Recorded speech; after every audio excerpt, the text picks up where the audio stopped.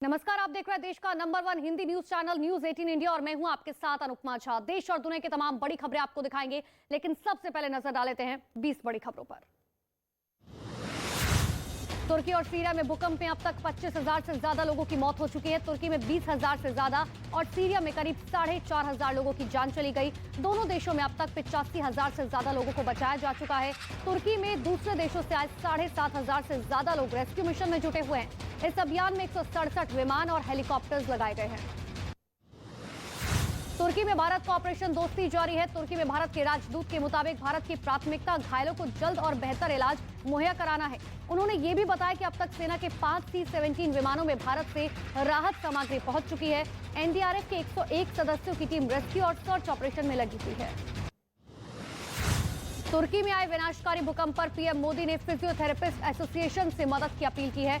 उन्होंने कहा कि तुर्की और सीरिया में आई आपदा के बाद बड़ी संख्या में फिजियोथेरेपिस्ट की भी मदद की जरूरत होती है। ऐसे हालात में मोबाइल के जरिए भी मदद की जा सकती है। पीएम मोदी ने कहा कि इस संबंध में फिजियोथेरेपिस्ट एसोसिएशन को जरूर सोचना चाहिए। भूकंप से सीरिया में भले ही तुर्की के मुकाबले तबाही कम हुई हो, लेकिन सीरिया में मदद पहुंचने में काफी मुश्किलें पेश आ रही हैं। भूकंप से करहा रहा सीरिया भारत से मदद की मांग कर रहा है और भारत ने भी सीरिया के लिए मदद की शुरुआत कर दी है। सीरिया के इस इलाके में सड़कें बुरी तरह से टूट चुकी हैं, जिससे सहायता पहुंचने में दिक्कत आ रही है।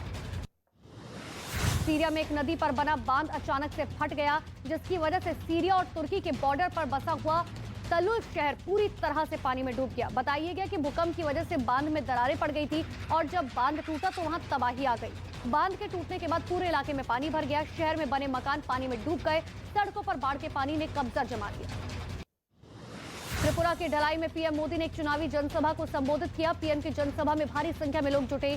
पीएम ने बीजेपी प्रत्याशियों के लिए वोट मांगे। इस मौके पर पीएम ने डबल इंजन की सरकार की उपलब्धियां गिनाई। साथ ही गोमती में भी पीएम ने एक चुनावी जनसभा को संबोधित किया करेंगे और राज्य में 60 सदस्यीय विधानसभा के लिए 16 फरवरी को मतदान होना है।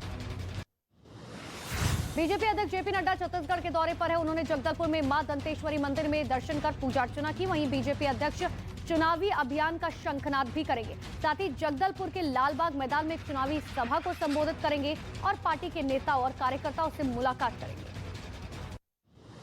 हैदराबाद में आईपीएस अधिकारियों की पासिंग आउट परेड में गृह मंत्री अमित शाह शामिल हुए।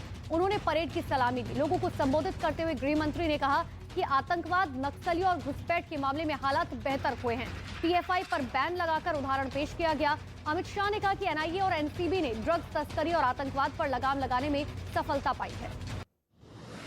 बेंगलुरु में पीएम नरेंद्र मोदी 13 फरवरी को 14वें एयर इंडिया शो का शुभारंभ करेंगे, जिसकी तैयारियां जोरों पर हैं। वायुसेना ने आज बेंगलुरु में इसकी विशेष तैयारी की। साथ ही 17 फरवरी तक चलने वाले इस एयर शो में मेक इन इंडिया की झलक देखने को मिलेगी।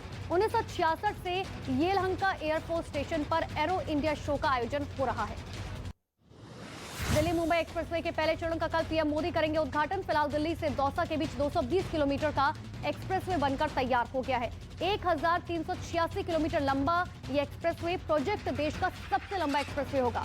साथ ही अगले साल तक बनकर भी तैयार हो जाएगा, जिसके बाद दिल्ली से मुंबई तक 12 घंटे में पहुंचा जा सकेगा। आज पंडित दीनदयाल उपाध्याय की पुण्यतिथि है। इस मौके पर लखनऊ के दीनदयाल उपाध्याय पार्क में कार्यक्रम का आयोजन किया गया। इसमें सीएम योगी आदित्यनाथ ने उन्होंने श्रद्धांजलि अर्पित की। साथ ही लोगों को संबोधित करते हुए सीएम योगी ने कहा कि पंडित दीनदयाल उपाध्याय ने अंत्योदय की बात की। उनका अंत्योदय देश में आत्म मानव दर्शन के रूप में प्रसिद्ध हुआ। बिहार के सिवान में कोऑपरेटिव बैंक के पूर्व चेयरमैन पर बदमाशों ने हमला कर दिया। इस हमले का वीडियो भी सामने आया, जिसमें दिखाई दिया कि पूर्व चेयरमैन राम नारायण चौधरी कुछ लोगों के साथ खड़े थे। तभी एक मोटरसाइकिल पर पहुंचे दो बदमाशों ने उन पर ताबड़तोड़ गोलियां चला दी। फिलहाल सीसीटीवी फुटेज के जरिए पुलिस जांच कर रही है। दिल्ली में अतिक्रमण के खिलाफ प्रशासन कार्रवाई कर रहा है। आज महरौली इलाके में डीडीए की टीम अवैध निर्माण को गिराने पहुंची। इस दौरान भारी संख्या में पुलिस भी वहां पर मौजूद रही। हालांकि कार्रवाई का लोगों ने विरोध किया। नाराज लोगों ने बुलडोजर के सामने खड़े होकर नारेबाजी की। डीडीए को 9 मार्च तक 300 से ज्यादा अवैध निर्माण कार्य गिराने हैं। उत्तराखंड के हरिद्वार से बेहद ही चौंकाने वाला एक वीडियो सामने आया। यहाँ बारातियों को एक बेकाबू कार ने रौंद डाला। इस दर्दनाक हादसे में एक शख्स की मौत हो गई, जबकि कई लोग इसमें घायल हो गए, जिनका अस्पताल में इलाज चल रहा है। आरोपी कार ड्राइवर को बारातियों ने पकड़कर पुलिस के हवाले कर दिया। बिहार के बेगूसराय में एक आदमी की हत्या पर लोगों का गुस्सा फूट पड़ा। लोगों ने भगवानपुर थाने और प्राथमिक स्वास्थ्य केंद्र में जमकर तोड़फोड़ की। भीड़ ने कई गाड़ियों पर भी पथराव किया। लोगों ने मरने वाले के परिवार को मुआवजा दिए जाने और आरोपियों की जल्द गिरफ्तारी की मांग की। साथ ही आपसी विवाद के दौरान दोनों बदमाशों ने एक आदमी को गोली मार दी। भारत में लिथियम का पहला भंडार मिला है। जम्मू कश्मीर के रियासी जिले के सलाल गांव में लिथियम का यह भंडार मिला। जीएसआई ने अपनी रिपोर्ट में करीब 6 मिलियन टन लिथियम मिलने का दावा किया है और माना यह जा रहा है कि यह भंडार देश के लिए काफी महत्वपूर्ण साबित हो सकता है, क्योंकि इसके बाद भारत को लिथियम के लिए दूसरे देशों पर निर्भर नहीं रहना पड़ेगा। उत्तरी कश्मीर में पहली बार बर्फ का रंग सफेद नहीं रह गया। यहाँ बर्फ का रंग पीला या धूल भरा हुआ दिखाई दिया। यहाँ घरों की छत, सड़क और खेतों पर बर्फ का रंग पीला दिखाई दिया। साथ ही लोग का ये कहना है कि ऐसा उन्होंने पहली बार देखा है। माना यह भी जा रहा है कि प्रदूषण बढ़ने की वजह से बर्फ का रंग बदलता हुआ दिखाई दिया। उत्तराखंड के उत्तरकाशी में भारी बर्फबारी से ठंड बढ़ गई है। गंगोत्री यमुनोत्री धाम में पहाड़ों पर बर्फ की सफेद चादर बिछी हुई दिखाई दी। वहां सड़कों पर कई इंच मोटी बर्फ की परत बिछ गई। यहाँ ऊंचाई वाले इलाकों में लोग बर्फबारी से परेशान है, तो वहीं निचले इलाकों में भारी बारिश ने लोगों की मुश्किलें काफी बढ़ा दी। लद्दाख की कारगिल में भारी बर्फबारी से लोगों की मुश्किलें बढ़ गई। मकानों से लेकर सड़कों तक हर तरफ बर्फ की सफेद चादर बिछी दिखाई दी। सड़कों पर बर्फ जमने से कई रास्ते बंद हो गए। साथ ही गाड़ियों की रफ्तार कम हो गई। सड़क पर फिसलने की वजह से गाड़ी चलाने में भारी परेशानी हो रही है। प्रशासन की तरफ से लोगों को एहतियातन बरतने की भी सलाह दी गई। और अमेरिका ने एक बार फिर से दावा किया कि उसने अपने हवाई क्षेत्र में उड़ती हुई एक संदिग्ध चीज को मार गिराया। बताया गया कि अलास्का के ऊपर करीब 40,000 फीट की ऊंचाई पर एक अनजान चीज उड़ रही थी, जिसे अमेरिकी फाइटर जेट ने मार गिराया। ये चीज एक छोटी कार के बराबर थी। जब अमेरिका के आसमान में किसी अनजान चीज के आने की एक हफ्ते पहले की दरअसल ये दूसरी घटना बताई जा रही है।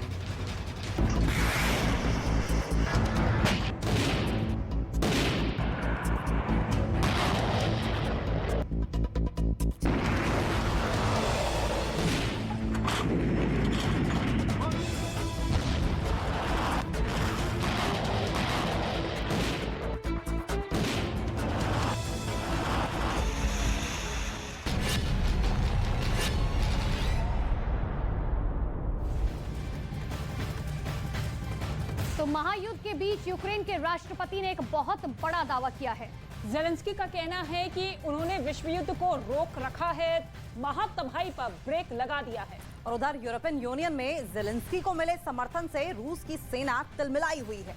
दरअसल रूस ने यूक्रेन पर एक साथ 17 मिसाइल दागकर तबाही मचा दी है।